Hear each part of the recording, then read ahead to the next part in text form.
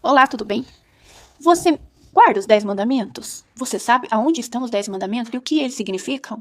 Será que Jesus aboliu os 10 mandamentos? Vamos ler aqui, em João 15, versículo 10. E diz assim, vou ler pra gente, tá? Presta atenção.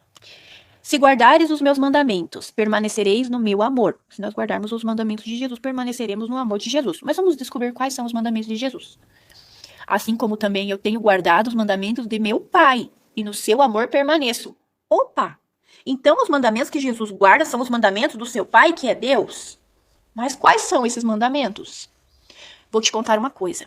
Só existe uma parte da Bíblia que foi escrita com o próprio dedo de Deus. E essa parte nada mais é do que os 10 mandamentos que Deus escreveu para Moisés numa tábua, em 2 tábuas, e entregou para ele no Monte Sinai. Mas esses mandamentos não eram para os judeus, eram para todo aquele que obedecesse, que desejasse obedecer a Deus. Portanto que, se você for ler o 4º mandamento, você vai perceber que, inclusive, ele diz, nem o teu estrangeiro das tuas portas para dentro. Porque a partir do momento que um estrangeiro passasse a desejar pertencer ao povo de Deus, ele era considerado filho de Deus, tanto quanto os judeus.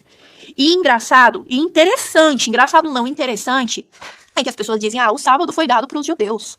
Mas se a gente for em Êxodo capítulo 20, a gente vai ver que está escrito, lembra-te do dia de sábado para o santificar.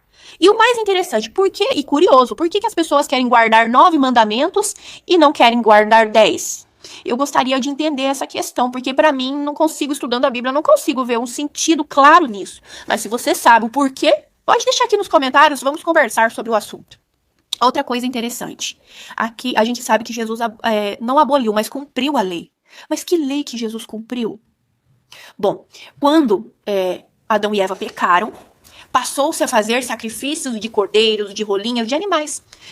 O pecador colocava a mão sobre a cabeça daquele animalzinho, confessava os seus pecados e sacrificava aquele animalzinho, simbolizando que um dia o Senhor Jesus viria e morreria na cruz do Calvário, assim como ele morreu e ressuscitou para nos salvar. Esses mandamentos não é que eles foram abolidos, mas eles foram cumpridos.